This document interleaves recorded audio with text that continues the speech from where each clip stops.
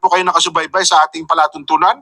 Ikinasal daw sa araw na ito Samuel Frigiliana at Lizel Pangilinan Frigiliana. Happy wedding po sa inyo. Ang dami na nakatutok sa atin ngayon, Nelson. At ang Kuya Rudy Liwanag, ayun, salamat po ng marami. Ang Kuya Johnny Ong, Kuya Johnny. Ano, Nelson, ipapahayag naman natin, ano bang sa atin ho mga kababayan nakasubaybay, nako, pinag-uusapan po namin ni Nelson kanina ang kalagayan ng ating bansa sa naharap nating mga problema. Tapos matatali tayo sa impeachment complaint na yan, di ba? At pagkatapos alam mo, magtatapos na ang taon, naharap tayo sa panibagong taon, Nelson. Na naman. Haharapin ba natin ang panibagong taon na punong-puno tayo ng intriga sa buhay? Ayun nga. At saka ito nagkakawatak-watak no?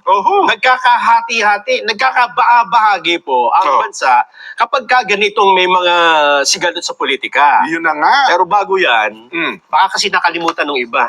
Ano ba ang panawagan, ano po bang opinion ng Pangulong Bongbong Marcos tungkol dito sa mga inihain na impeachment complaint? Ito yung nauna pa lamang, ha?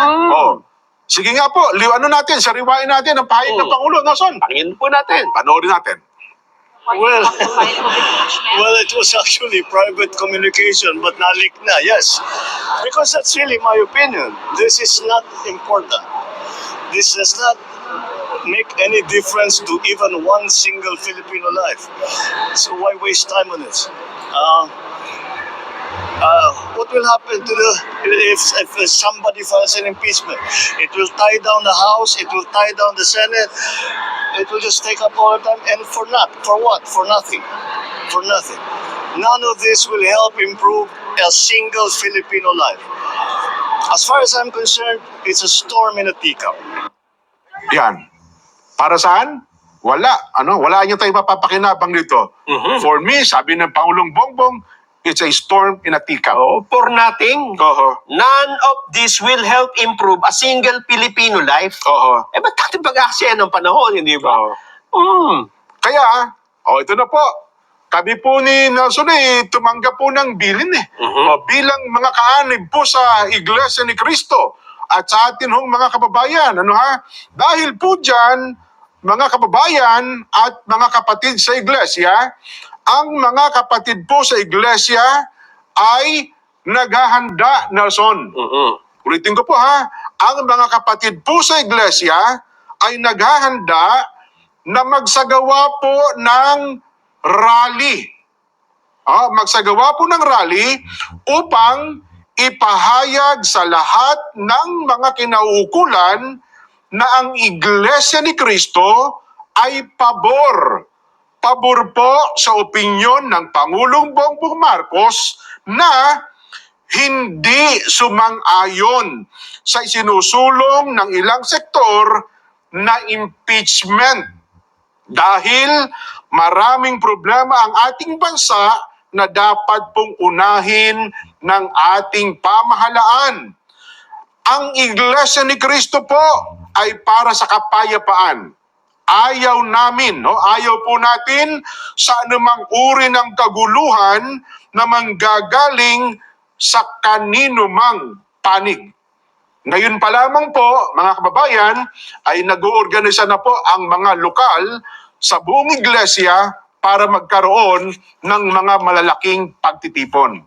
Nelson, para ipakita po at ipahayag, ito pong binabanggit namin na pabor kami sa opinyon ng Pangulong Bongbong Marcos na no to impeachment. Dahil ang daming ang problema ng bansa, hindi ba? Ang dapat po nating unahin, ang problema ng bansa na mas malaki. Yes. Hindi po ang impeachment. At dapat maintindihan nyo rin na ito ay para sa kapayapaan. At hindi para sa anumang kaguluhan na posibleng manggaling kahit sa anumang panig. Tama. Dapat yun ang maintindihan natin. Wala tayong pinapanigan, kundi yung pagkakaisa at kapayapaan ng bansa. Well, opo. Dito naman kasi sa sitwasyon nakikita, ako, ito sarili kong opinion ko na ito ay meron talaga mga tao kasi na merong, ang tawag doon, inferior motive, may motibo. Parang ayaw nilang makita, malungkot sila na makitang ang bansa ay nagkakaisa eh. Mm-mm. Di ba?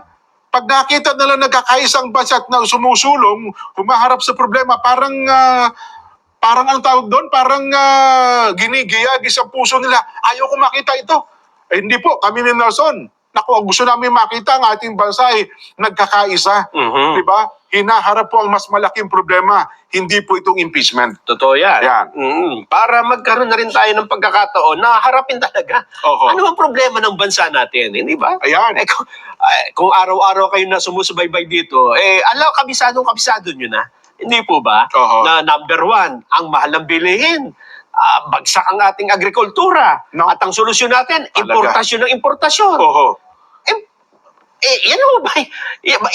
Hindi ba priority ang tiyan? Ang kakainin ng mga mamamayan? Oho. Hindi ba yan dapat ang inuuna? Hindi ba, Jen? Sino pang makikinabang kung impeachment ang pagtutunan natin ng pansin? Magkakaroon ba ng bunga ang mga tanim? Gaganda Oo. ba ang ani ng palay? Oo. Hindi na ba tayo mag-i-import ng kung ano-anong agricultural products kapag natapos ang impeachment? Oo. Kaya again sa mga kabubukas lamang ng kanilang radyo, ng kanilang telebisyon, at ng kanilang po mga social media account, inuulit po namin kami ni Nelson ay tumanggap na po ng mga tagubilin, at ngayon pa lamang, ang mga kapatid po sa iglesia ay naghahanda na magsagawa ng rally upang ipahayag sa lahat ng kinauukulan na ang Iglesia ni Cristo ay pabor ho sa opinyon ng Pangulong Marcos na hindi sumang-ayon sa isinusulong ng ilang sektor na impeachment. Kaya na pinanood natin, Nelson, ang Pangulong Bongbong pa ay no to impeachment. Bakit po? Dahil po maraming problema ang ating bansa na dapat pong unahin ng pamahalaan. Alam na alam po ninyo, ang iglesia ay para po sa kapayapaan. Ayaw po natin ng anumang uri ng kaguluhan na manggagaling sa kanino mang panig. Sana po ay maliwanag at malinaw po sa lahat yan, Nelson. Oho. Yan po ang dapat ay palaganapin natin sa lahat ng ating mga kababayan. At sana po ay marinig din ng mga kinaukulan ng mga ahensya ng ating pamahalaan, Nelson. At alam ko, Jen, sa posisyon na yan, marami namang sumusuporta eh. Oho. At marami na rin ako narinig na nagsabing tama ang Pangulo dyan sa sinabi niya na statement na yan na wala tayong mapapala kung pagkakaabalahan natin sa panahon ngayon ay ang impeachment. Hindi ba? Oo. Ito ang isa sa mga bagong nagpahayag ng pagsuporta dyan, Oo. Dyan sa posisyon na wag nang unahin. Tuloy. Wag na yan. No to impeachment, sino Oo. yan? Ito ay si Senador Jinggoy Estrada. Yan. Bagamat nanawagan po kahapon si Senate President Escudero. Si Escudero. Si Escudero Oo. na, mga senador, wag muna kayo magbigay ng reaksyon tungkol sa impeachment kasi magiging judge tayo pagka yan umakyat sa atin. Pero nagsalita rin si Senador Estrada dyan Ang sabi niya,